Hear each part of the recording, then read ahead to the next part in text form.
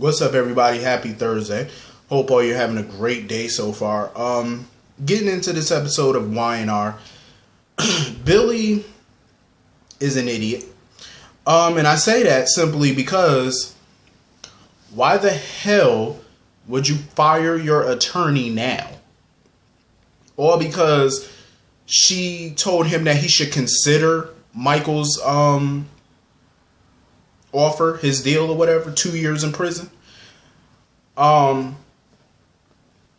Basically, Michael wants Billy to plead guilty to attempted second-degree homicide, and he can get him 2 years straight in prison. I mean, obviously you wouldn't want to go to prison. Nobody wants to go to prison. But Amanda was only doing her job by suggesting he consider the offer. That's all she was telling him. Because their private investigator still hasn't found any evidence that someone is framing him. So until then, they're, in a bind. Why not consider the offer? She was just doing her job. If you're an attorney, you have to present everything to your client. She's not sitting there saying, oh, take the deal. She never told him to take the deal. She just said, consider it. Think about it. That's all she said. And he's sitting there talking about, oh, I need an attorney who can keep me out of prison, so you're fired. Billy, you are dumb as hell. You are sorely stupid. But in my opinion, though, I mean, if he wants to sit there and be an idiot and fire Amanda, I say fire her. Because if I was Amanda, I'm going to tell you right now, I would walk away with a smile on my face. Ain't no skin off my ass. You're the one looking at years, hell, life in prison. Amanda was his best chance of staying out of prison. But, I mean, there's overwhelming evidence against you, and they don't have anything to refute it. I mean, if you go to trial with this, jury hear all this evidence against you, all the hatred you have towards Adam, it's a guaranteed guilty verdict. I don't give a damn what attorney you hire. Amanda's a sharp attorney, but it's like no matter who you hire, you're gonna go to prison. Why roll the dice? So he kept trying to tell Michael to look him in the eye and tell him he's guilty. Michael couldn't really do that because deep down Michael doesn't think that he's really guilty, but what else can Michael do? He's the DA.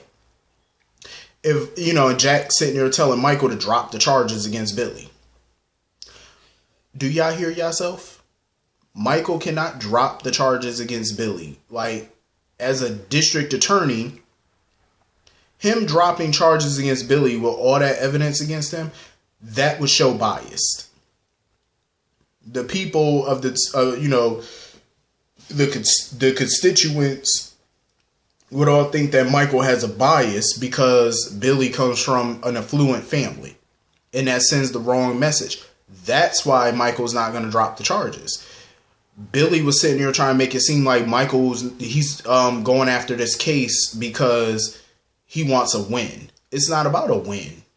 He's doing his job. He has to follow the evidence. Even though Michael doesn't believe Billy is guilty of this, I mean, he's just doing his job. The evidence is there. And they have no other suspects. They have no other way right now proving it was a frame-up. So how else could he possibly justify him dropping the charges against Billy? There's just no way in hell. You know how much criticism Michael would face publicly if he did that? It's not that simple to just drop charges, especially when there's overwhelming evidence. But of course, Lily is on Billy's side. She don't believe he did it. I don't believe Billy did it either because I feel like it's too neatly wrapped. Like, it's just too obvious. Somebody else did this. And then on top of that, they claim they have a witness that they're keeping tucked away. But of course, Lily's not letting this go because Lily doesn't believe Billy did this. So, of course, she thinks Victor might be behind this. But Victor's not going to admit nothing. He's going to deny it. I wouldn't put it past Victor to be behind this shit. I really wouldn't. To frame Billy for trying to shoot Adam, but Chance got shot instead. I wouldn't put that past Victor because Victor has done a lot of grimy stuff over the years, especially that Marco situation a few years ago. Jack's lookalike. So when he did that, I really wouldn't put nothing past Victor. I don't care how much he denied it. I got to see proof that you're not involved. So Lily and Billy are basically going to try and work this thing themselves. and clear his name. Since he feels like nobody else is trying to clear his name, he feels like he should try to clear his name, himself or with the help of Lily. So he has a contact at the GCPD who basically told him where the witness was. So they need to get on it and find out who this witness is and try to see what exactly did this witness see. I'm not mad at Billy for that, because if ain't nobody else trying to figure out, and keep me out of prison, I'll keep my own damn self out of prison then. That's what I would do. So moving on from that, I like the scenes with Abby and Chance and little baby Miles and stuff when they was babysitting him. That was a fun scene. I feel like, honestly, Abby is doing way too much with this whole last name situation. Abby Newman Abbott Chancellor. That's a lot, first of all. Who's writing all that shit down? Like, I'm being honest. Who's writing that down? Like, Abby Newman Chancellor. Abby Newman Abbott Chancellor. That's a lot. Like that, like you gonna hyphenate all of that? Hell no. I mean, I understand she wants to represent, the affluent families that she comes from, plus her new married family. I understand that. But why not just do Abby Newman Chancellor? Why all of that? That's just extra. Or better yet, just Abby Chancellor. What's wrong with that? Everybody in that town knows that you're an Abbott. They know you're a Newman. Do you really need the extra with the last name thing? I'm just saying. But it was nice seeing her and Chance, babysitting the kid. That baby was spitting up on them and all type of mess. Like, they had to deal with spit up, dirty diapers. And they took it in stride, it's good practice for them since they keep saying they want a kid, so it's good practice. And I love the scene when they was holding Miles while he was asleep and they were looking up at Catherine's portrait, basically saying that very soon they were going to be raising a child there. I'm happy that they're moving into the mansion, instead of them just wasting money buying a home when they got this big old mansion that they can move into. And I am glad Chloe and Kevin are moving out, even though I think it would have been some fun drama having them living there. But, I can understand why they would want to move out. Abby and Chance want to make that their home. And, Kevin and Chloe were pretty much on borrowed time in that house any damn way, because they basically were squatters. So it's good that Kevin and Chloe bought their own home. Hopefully we get to see their new home. I hope it's a new set and it's nice. So anyway, moving on from that. Sally Spectra just will not quit. Like, Sally, I love the fact that she puts Theo in check, because she basically felt like, there was no point in her helping Theo. Try to get more intel on the Abbotts and find out what their strategy against him is. And, I'm glad that she's not, playing that game, because at the end of the day, she's not stupid. She feels like, being Team Theo, it's a losing team. Because she feels like there's no way in hell Theo's going to beat the Abbotts. But after Theo talked with Summer, he was very confident. Because he felt like after Summer told him how Nick and, Abby and Victoria sued Victor for $1.5 billion and they won, how that split up their family for a while, he got the idea that, okay, so Victor lost to his children. So that gives him a boost of confidence, thinking, well, shit, if his kids, the children of Victor Newman can beat Victor Newman, why can't I beat the Abbotts? I'm like, well, first of all, those cases were a little different. That was way different. They were battling over the trust fund and all that, so it was different. That was a whole different scenario from what Theo's facing. I mean, if Theo wins this case, he wins. It is what it is, but I just don't foresee him winning, because it's a long shot. It's a hell of a gamble. And I do agree with Summer. I agree with everybody. I feel like he needs to just take the boutique company and move to Paris and live happy and be rich. You know what I mean? Like, he's sitting there bitching, talking about Kyle and Abby got, great inheritances and, because he's still bitching. Oh, Kyle and Abby got huge inheritances. I got a pen. Well, here's the thing. Yes, Kyle and Abby did get nice inheritances, but they didn't get money. You know what I'm saying? They got valuable artwork and they got a valuable, flat in Paris.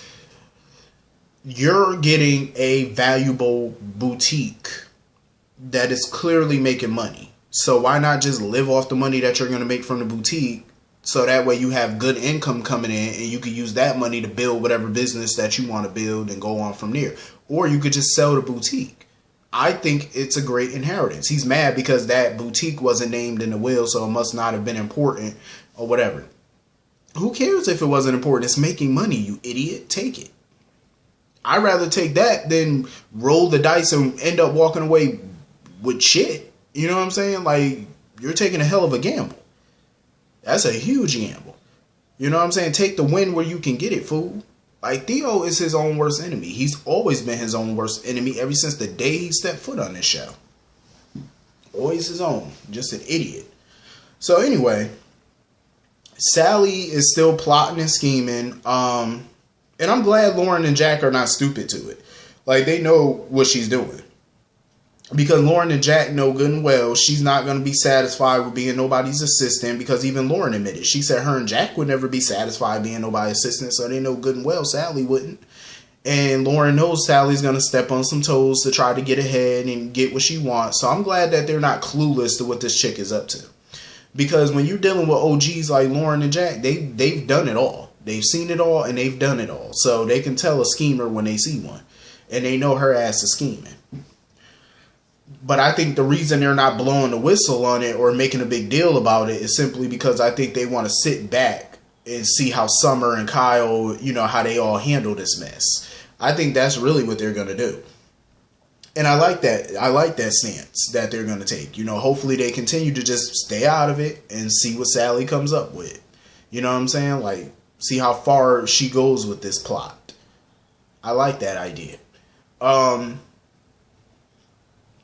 Because, of course, Sally now is trying to get the head of marketing position at Jabot. Little does she know, Mariah is the new head of marketing. And, of course, Sally was pissed off by it. I'm like, Sally, you got to stop trying to backdoor your way into these big positions. Like, you really have to stop. Because it's just tacky at this point. Just work your ass off. Prove that you deserve to be more than just an assistant instead of trying to get the easy way of doing it. Stepping on people's toes. Why don't you let your talent speak for itself? You know what I'm saying? You claim you're this business whiz. You deserve to be in charge of a company. Prove it to them. Scheming and plotting and backstabbing people is not going to prove that to them. That's going to prove the opposite to them. That's just going to show them that they can't trust you and you're a backstabbing little biatch. Like, you got to slow your roll. Show them in a more intellectual way that you're, you know, a better candidate to run JVC.